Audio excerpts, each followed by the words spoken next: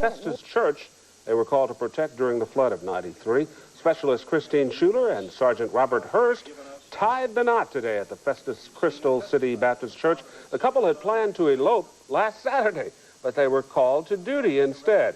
Even though the flood forced both Robert and Christine out of their Limay homes, they were determined their love would not be sandbagged. Oh, nice pictures. Not sweet. Channel 5's Deanne Lane reports they are getting help. Maybe this house over. Volunteers from the Salvation Army went door to door, armed with cleaning supplies and food. Vital items needed to make the return home a bit more bearable. Gratitude.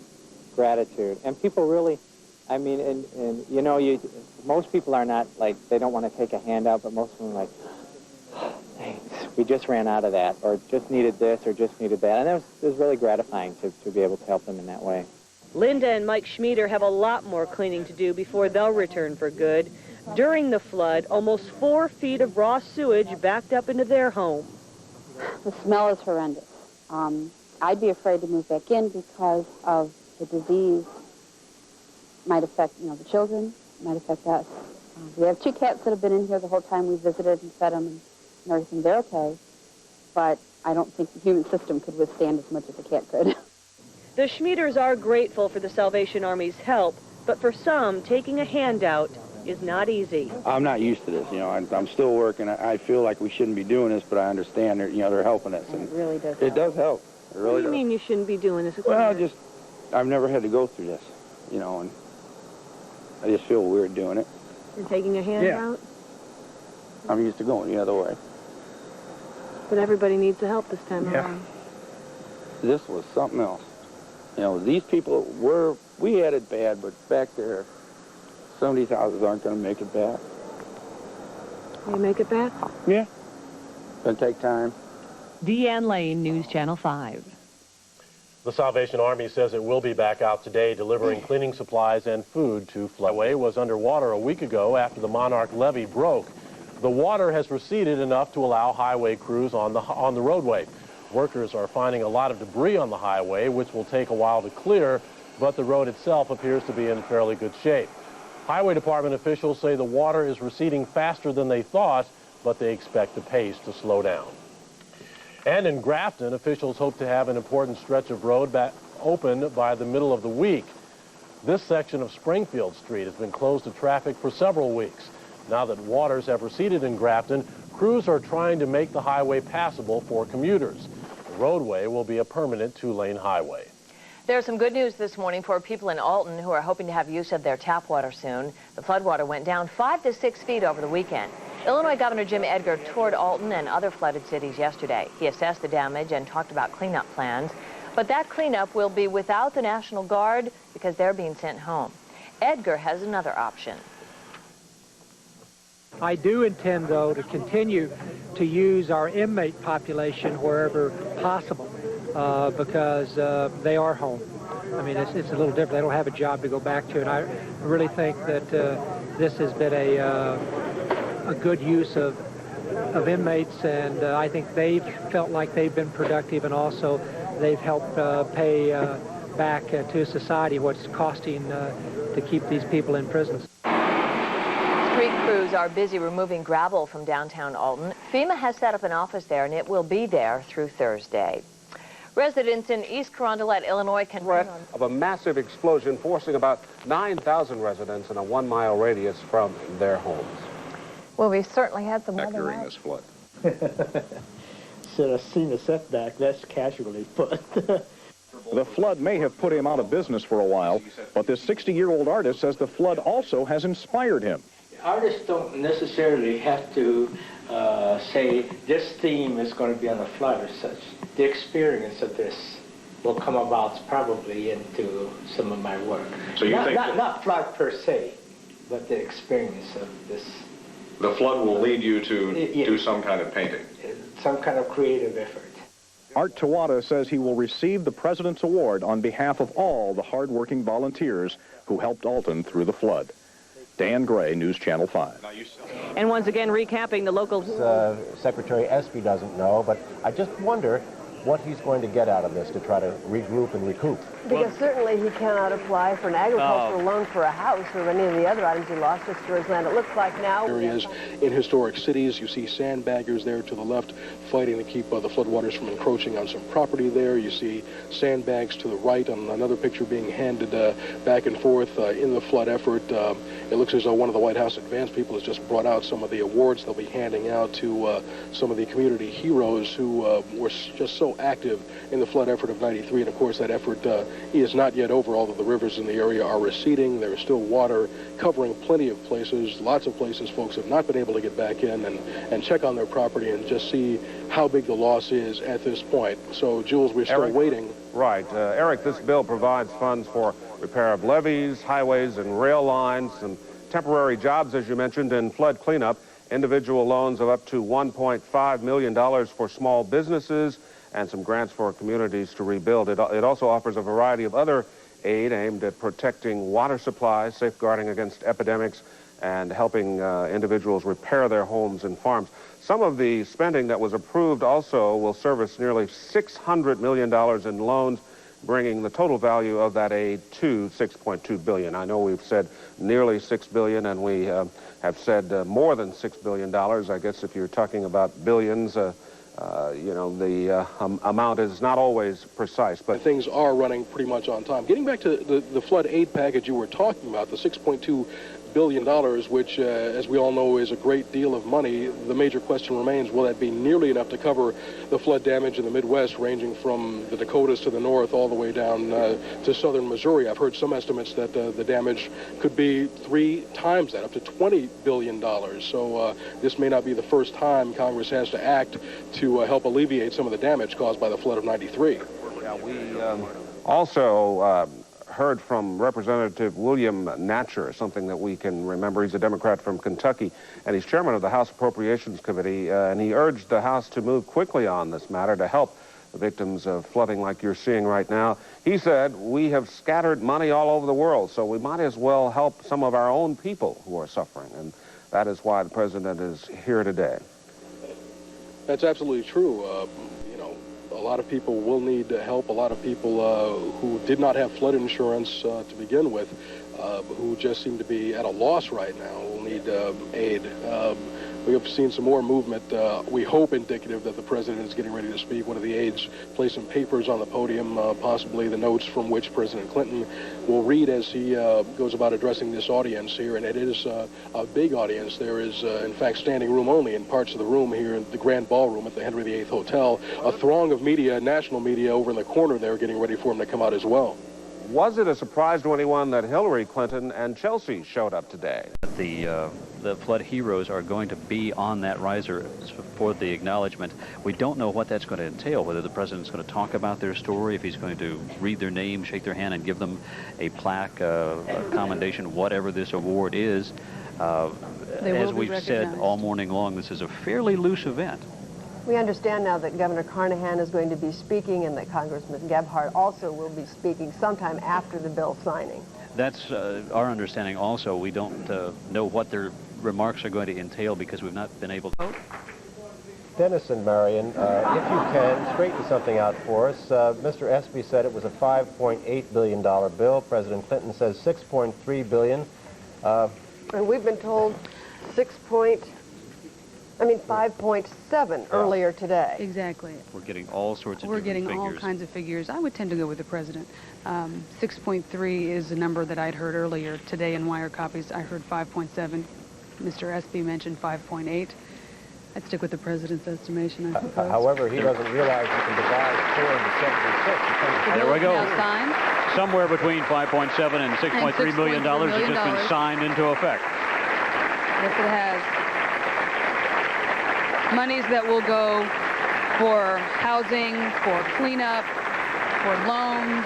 Part of the confusion is probably the amount the bill contains and then the amount that is actually going to be actionable. Some of that is probably... A hero.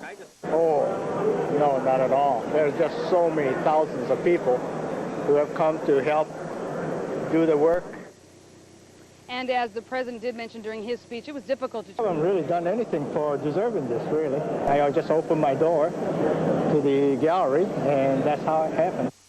Doris Thompson from Kimmswick accepted the award for her mother. Cement hardness is your top priority. Once you get it hosed out, then you need to put on a pair of sturdy rubber gloves. After that, wash the walls down with the detergent or a disinfectant cleaner. Capsville buyout announced in 1986. 7 years later, it's not finished. Homes are still being flooded. Why? Some residents say the government wouldn't offer enough for their homes and businesses. I wanted $25 and they offered me $18,000. Yeah. So she stayed. Now floodwater surrounds her house. Some couldn't even get a buyout offer. I thought, go ahead and buy us out, and they said they couldn't do it. Peggy Suling was told her house would probably never flood. It's flooded now. If the government's purse strings were too tight then, they'll probably be even tighter now. There just is not enough money to buy out every flooded town that wants to move. Grafton's plan alone will cost around $20 million. Grafton officials say they're aware of the odds against them and of the competition for any money available. Their advantage, they believe, they're going to be among the first in line. Erin Hayes, ABC News, Grafton, Illinois. Why is that? And management heard of the predicament in the Midwest. They got involved. Our people in New Orleans had talked to the Salvation Army, and they needed some water, so we thought we could probably bottle a couple of truckloads, one here and one in New Orleans, and they're coordinating where it's going to. Truckloads of water are leaving the plant daily. Alton is just one of the sites receiving the much-needed cargo. Well, that heavy and pro. Thousands of unlucky drivers are learning about the problem, and they're learning about it the hard way. Is that right, Rochelle? That is right, Don. They certainly are some unlucky drivers. Just 2 days after the state opens Highway 40, it is closed again. Now, we're going to show you a live picture of Interstate 270 North. All these commuters, or most of them, thought they were going to be able to take Highway 40 West home tonight. That is not the truth. The highway was closed earlier today because it is underwater. We were able to fly over Chesterfield, the Chesterfield area, and Highway 40 earlier today, and you can see it is underwater again. The Missouri River is rising fast, 5 inches in a day. And to show you just how fast it's going, watch as floodwaters pour over a flooded road in Chesterfield Valley. Checking other parts of the valley, which were beginning to dry up, they're now underwater again. And parts of the highway are now standing in 2 feet of water. One lone truck tries to make it through a flooded road. It will be the last trip for anyone for a while. Well, most of the people who went to work this morning thinking they were taking Highway 40 West home tonight, that is not the case now. They are all clogging Interstate 270 North. Now, Bruce Gordon was on the ground today when the state closed the highway. He has the story. They've already shut it down. It's been announced on the police radio, and I'm sure they're going to take care The of word came early this afternoon. State Highway Department officials deciding the rising water on Highway 40 makes travel simply too dangerous. These exclusive pictures were shot from high atop a National Guard truck. But clearly passenger cars with low clearance were already having a wet time of it when the closure was announced. The shutdown makes travel into Chesterfield difficult for businessmen trying to assess their damage and begin cleaning up. But it also causes headaches for motorists just passing through. What's happening? Higher water again. Oh, well. Never stops, huh? It doesn't stop. It's sad. It's hard on everybody, but especially, certainly the people who are going west from here. It's a big hassle. I'm trying to get to St. Charles. Now I got to go clear back to 270. Not fun. Oh, well, that's one of the things you got to do when the water comes up. Well, it's raining. You can't control Mother Nature. She always has the last laugh. Yeah, the laughs will be few and far between along Highway 40 between Clarkson Road and Highway 94 for at least the weekend. I'm at the Clarkson Road exit where folks are being detoured to get off of Highway 40. The Highway Department tells me the water conditions on the depressed areas of that highway at least 5 inches, and that's just in the shallow portions. Let's take you up to our eagle-eye camera to show you what it looks like just up the road a piece. This is where folks are exiting the highway, forced to exit. There's the traffic cones there, and it's been a real parking lot along 40. The hope, obviously, is that the situation can be cleared up. The water will recede by the time from Monday morning's rush hour. Donald Hedrick is one of the first customers at the new Disaster Application Center in South St. Louis. Federal, state, and local workers are manning these desks to help flood victims find the quickest route through the maze of red tape for relief money. They gave me the information I need to to get the papers filled out and everything. Hedrick is already receiving checks from the federal government to help pay for temporary housing. Sewage and floodwaters swallowed his house in South St. Louis weeks ago. This is what Hedrick's house looks like today. You can see the water line up there at about 6.5 feet. Now over here, that was the side porch. All it's good for now is firewood. In fact, up until just a couple days ago, the only way to get to Hedrick's house was by boat. Today, the road is once again visible, and so is all the damage. I did this needlepoint work. It was beautiful chairs. And the Kennebecks have lived in their home for 46 years. It was spotless when they evacuated. Now look. John Kennebeck says he applied for federal aid weeks ago and hasn't received a dime or even a letter. No mail, no phones, or nothing. He still has more paperwork to fill out, pages and pages listing everything lost. He and his wife pray they'll get some sort of relief before the money runs out. In South St. Louis, Michelle Hofland, News Channel 5. The Disaster Application Center is now set up at the Blow Community. It's expected to take weeks for floodwaters to recede and the job of assessing damage there to begin. Meanwhile, Grafton officials are considering a plan to move part of their town to higher ground. The city's water plant would be first on the priority list, followed by the sewage treatment plant. And as for the business district, city officials admit that shifting merchants would be a long, gradual process, and none of it could be possible without federal aid.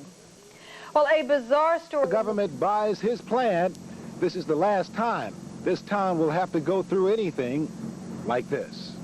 Now, I'm not going to say this is going to happen overnight. I realize that. But at least we have a plan, and we're trying to help ourselves. All this sounds good to Marjorie and Clark Watson. We caught up with them as they were boating to their house. They're trying to salvage what they can from all this mess. What do you think about the mayor wanting to relocate part of the town to higher ground? I'm all for it. I think it's a smart idea. Talk to him. What do you think? I think it's a smart idea if they can get the funding. I got a house that's for sale. Would you move to higher ground? I'm going to move to higher ground one way or the other. Well, here you're looking at a live picture in Grafton, and you can see the problem now. The mayor wants the feds to buy out mobile homes like this and other houses as well as businesses, and then to buy plots of land on higher ground, and things would be moved up there. He says he still has to work out details before officially presenting the plan to FEMA. Back to you. Okay, thank you, Elliot. Shows us why flood victims must return home with caution. When the water was coming up, I had to pull the main breakers out because if it gets over the fuse box, it causes a fire. Steve did the right thing. If the breakers aren't turned off in your house, they should be. Even if the electric company has shut off power to your home. Water-damaged gas and electric appliances can also be extremely dangerous. Don't try to light pilot lights or plug-in appliances yourself, air conditioner or appliance in your home. The looks can be deceiving, and the wiring could have gotten wet, the connections could have gotten wet, they could be clogged inside, they could be rusted. Harboring bacteria, fungi, mold, and dust mites that can cause major health problems. Carpet and draperies that can be steam cleaned may be salvageable, but other stuffed or wicker furniture soaked by contaminated waters should be thrown out. The area, yes, again, but it looks like there is some good news. They're not going to rise as much as we originally thought. Yesterday, we were going to see rises of 2 to 3 feet. Now we're only going to see rises of about a foot. Here's what we have today. In Missouri, along the Missouri River in Herman, we have 29.8. We're going to be holding steady. That crest is occurring there today. It'll be moving down into St. Charles with just a very small rise as we head on into tomorrow. That's when the crest will occur at 34.3. We're now at 34.2. Let's go ahead and check out the Mississippi River. Further up north in Winfield, what we have today is 33.9 feet. On Monday, we're going to be cresting at 35 feet there. Further on downriver in Alton, that crest will actually occur on Saturday. We're now at 30.2, only a small rise of 30.3 expected through tomorrow. Further on left to rise there. That crest will occur on Sunday in rise as we head throughout the weekend. Full images of the flood of 90. Westbound lanes of Highway 40 from Clarkson all the way to Route 94 in St. Charles were closed because of flooding earlier this afternoon. It's the last thing people who travel this way want to see. Highway 40 closed again. Eastbound lanes were supposed to be open on Monday, but state highway officials say that side has 2 feet of water, while the westbound lanes closed today have 7 inches. We'll be checking the water levels, and as soon as the water goes down, we're going to inspect the road and then clean it and open it as soon as we can. That's the problem for motorists. The other problem is with business in the valley. Owners have been asked to voluntarily evacuate again. It's just slowly coming up in our place. Really? So, yeah, it's not coming up yet. You guys thinking about staying there? We're all right. We're on the edge. It's down in our back lot. But right now the water is coming up, though. They say it is down in the bottoms again. Yes, sir. It was 14 feet in the office. And how's it right now? I can't get in to see. They said that it's still over Long Road, but I don't know how deep it is. People were in there cleaning, but now they're starting to evacuate them again. We have not, to date, been able to get in there and plug up this hole. I have it here now. It came through the breach in the levee and has flooded the valley back up again. But most of Chesterfield's business is not here in the valley. Only about 300 are located here. And the mayor expects some to start moving out. If I were a so-called renter in the valley and I lost a lot of money or a lot of my records or machinery or whatever it may be, I would think twice about coming back. Starting with the utilities department. Move our total waterworks out and get it up on the high hill where no matter what kind of flood you have, we're safe and be able to have water for people. Same way with your sewer plant. Officials say it would take several years to move the entire business district, but in the long run, they say it might be the only solution. How much federal aid the town gets will determine its first through the sandbag wall around this, the oldest house in Elsa. He knew the home built in 1846 and his flower and gift shop were in danger. I just saw this wall of water come around the side of the house, and I knew that something had happened. I ran into the house here. I was just squirting them off and getting the dish off. The family was able to save all but the dishes and glasses, which are now caked with debris. Without water, you couldn't do anything. This is the first day we've been able to even try to clean up. Residents say this time of year there's a line outside the Elsa land. Lucina moved into their Elsa home a couple of months ago. We've been in 3 weeks before the flood actually hit our house. So we're not even completely unpacked. So we've still got boxes sitting around, and so we're unpacking and cleaning up all at the same time. And like so many villagers, Sarah and Tim don't plan to let the flood force them out. Well, we're committed to the house. I mean, it's like Sarah had said when we talked earlier, that's our dream. If you'd be up there, you wouldn't have to worry about flooding, destroying it again. Well, Grafton officials want to put together a detailed plan before trying to sell it to the federal government. Will be offered to some involved in the scam, but not if they are employed by the state. We are working with the prosecutors here to establish the correct and proper procedures with the Division of Family Service for an amnesty program. Because of the flood, many flooded businesses and farms had no choice but to lay off workers. So besides personal wage losses, the state is also losing income tax revenue. 70 is pulling the switch at 6 a.m. to repair. I'm always the optimist, but as you see from the inside, it looks, maybe we can save the shell and start building over, but it's 13 years on hold right now. Sainert and the majority of other business owners are fully insured for normal catastrophes, but their coverage does not include flood damage. Many tried to buy separate flood coverage, but the levee broke one day before the insurance kicked in. We have the airport here and the federal highway and the jail and everything, and I think all the other people that built 488 other businesses, I think this was a shock for everyone. Despite these hardships, commercial real estate agents say most folks will stick around and rebuild. The valley boasts a total assessed valuation of $146 million, and they say they expect that value to hold. Community leaders have asked for a blanket reduction in that assessed valuation until a new 500-year levee is built. Experts say that would not affect city tax revenues, but could impact the school and fire districts. One of the most overlooked gems here in the Chesterfield Valley is the Spirit of St. Louis Airport. It's by far one of the busiest airports of the smaller airports in the Midwest, and it's still underwater. Dick Rabko built the airport from scratch 29 years ago. He says it's frustrating to see his life's work come crashing down in an hour and a half. We're a self-supporting entity of county government, and our overhead's about $100,000 a month, and basically we have no income at this point.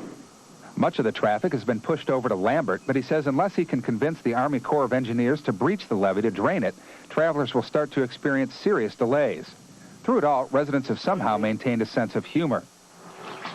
People need to call generally 2 or 3 weeks in advance to reserve it, a little private room. No lines, no waiting now. They're putting their fate in the hands of the federal government, asking not for grants or aid, but for the insurance they believe should cover them. If they get that help, they believe their valley can They're be stopped in Alton Monday to assess the damage and help work on plans for the enormous cleanup. In St. Louis Monday, water levels continue to go down and more residents back in. More evacuees are allowed to return to homes near the Phillips propane tank farm. The Salvation Army is out in force, going door to door, trying to help residents as they move back home. Opens, but only the westbound lanes. The propane tank farm in South St. Louis is drained. And you're looking at a live picture now of Alton. Now, in some instances, on many of the downtown streets that were underwater 2 weeks ago, the water has gone, but the problems have not. Many of the streets in downtown Alton remain closed. The sidewalks, in many cases, have been torn up by the water and have not yet been repaired. There are still some infrastructure problems that have to be dealt with here.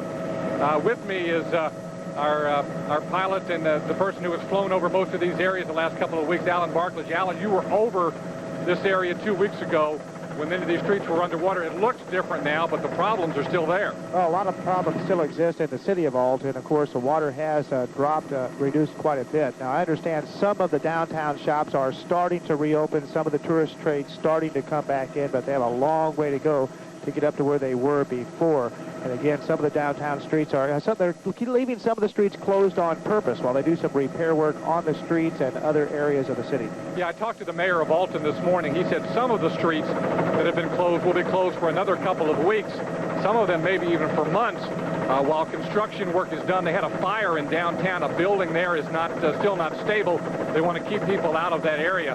Now, earlier you talked about the water situation. Over the weekend, people were allowed to use water for bathing and cleaning. Now, they are allowed to use the water for drinking and cooking if they boil it for 5 minutes. The mayor said he hoped within the next few days that they would have all of the water problems remedied here, but that is not yet the case. Again, you need to boil the water before you use it. We've also flown today over Portage de Sioux, Grafton. In those cases, a lot of the problems still remain. Much of Grafton remains underwater. In Portage de Sioux, some of the water has receded, but all that's left behind is a lot of brown mud, and many of the buildings, farm buildings in that area have collapsed. Railroad tracks have collapsed. So you've still got a lot of problems even 2 weeks out, and you can see, Sharon and Jennifer, that it's going to be many weeks yet before things get back to normal in many of these towns. We're going to be touring some of these areas today, and we'll have more for you tonight at 5 o'clock. Reporting live from Chopper 5 over Alton, Jeff Fowler, News Channel 5. Thank you, Jeff. Work will remain closed. The water has now dropped significantly, and road crews have started repairing the lanes that have been underwater for more than 2 weeks. And afternoon rush hour will be easier for motorists now that the westbound lanes are clear. The highway was closed again on Friday after water rose back over the roadway. The water fell enough late yesterday to reopen the westbound lanes. And polluted floodwaters say an area in the... And we're going to show you some videotape now from just a couple of the areas we flew over this afternoon in Chopper 5.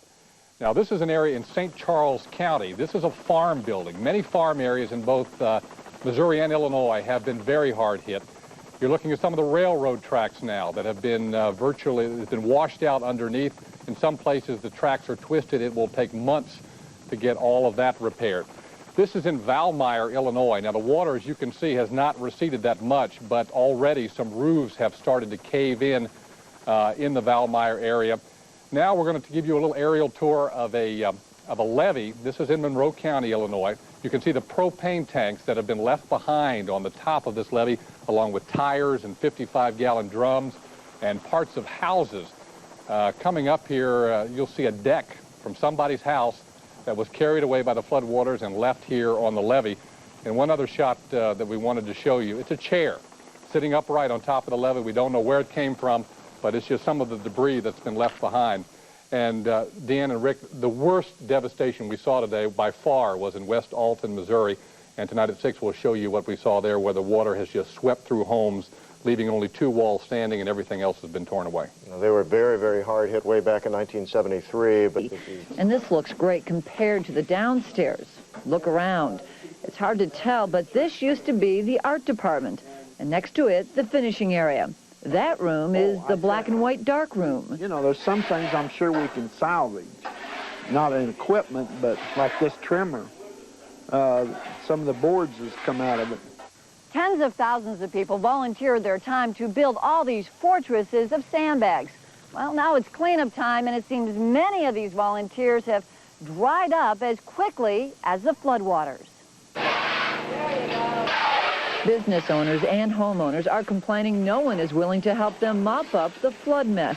But Whitty is fortunate. He's getting some help. Other photographers from St. Louis and across the country are helping clean and raise money to rebuild the studio. We're lucky we didn't lose anything. So the least thing you can do is to give back some of your time to somebody who's given a lot to photography. Whitty estimates he's lost tens of thousands of dollars in equipment alone to the floodwaters, and none of it is insured. Even with the help, he's not sure if at his age it's worth rebuilding his business from scratch. Rick and Deanne? It's a very good point, Michelle, that the call for volunteers is... We last visited the historic village. The streets look like canals, and the sandbag levees were holding. Elsa was fighting the good fight. Then several things happened. The river rose a foot a day for 3 days straight. They ran out of sandbags, and then during the crest, the power went out, and the pumps quit. It was all too much, and the sandbag levees just gave way. Dozens of historic homes are damaged. The water got up that high in here. About 4 feet high. Yeah. Right. Tim and Sarah Jacina bought their 150-year-old home just 2 weeks before the flood. It was hit worse than anybody could have imagined. I mean, all the way down from the Civic Center straight down to the river was just a canal.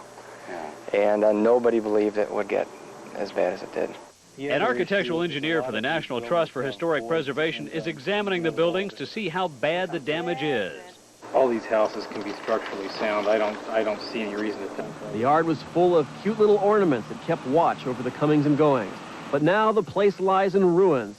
Lee built the house himself, but now he and his wife, who were looking forward to peaceful times in their golden years, wonder what they'll do next. The place is a total loss, and it's uninsured. County inspectors do their best to explain the bad news. We have to figure out percentage, okay? And when you're looking at the floors, walls, ceilings, roof, you know, basically almost the entire structure has had damage. You're looking at approximately 80–90% damage. Water was apparently to the ceiling. Nothing escaped damage. The carport collapsed. The fireplace is ruined, as is the kitchen, which is now just piles of rotting debris. I didn't believe they could actually do this to your home and put up a sign and say you can't go in no more.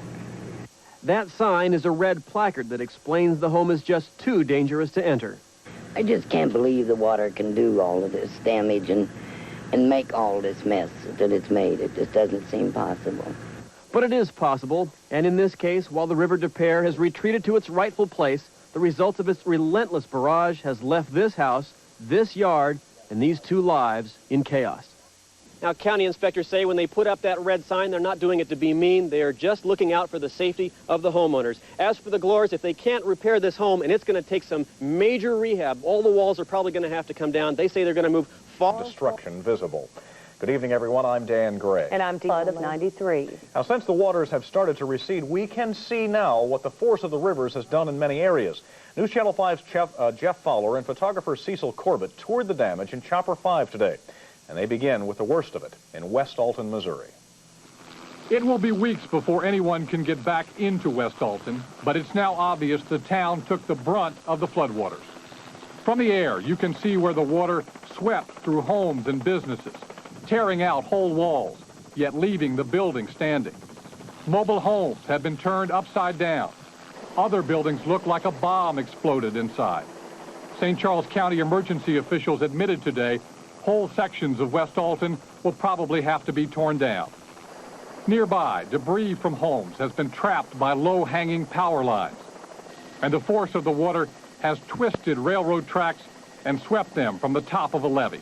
And the damage is as bad or worse in many of the rural areas, where farms were clearly no match for the force of the floodwaters. Everywhere, farms are damaged. Here, the water swept away the walls from this farm building, leaving only the roof behind. And rural levees have now become home to debris from upriver. Tires, parts of homes, and lots of barrels and propane tanks have been left stranded on this levee in Monroe County, Illinois. A little further up, someone's deck ended up here. In some places, like Valmeyer, Illinois, the water won't be low enough to see all of the damage for weeks. But already, some roofs have collapsed, and others are covered with debris. And it is apparent the full extent of flood damage won't be known until sometime in September. Jeff Fowler, News Channel 5. 90 buildings. Even though it's been at least 50 years since the last flood, and most people do have flood insurance here, federal regulations make rebuilding almost impossible. The FEMA guidelines for rebuilding this town are very specific, and that could spell the death blow. In order to qualify for aid, if your home has had more than 50% damage, you have to promise to rebuild to 100-year floodplain specifications. Now, for most of these structures, that means putting them on stilts 10 to 12 feet in the air.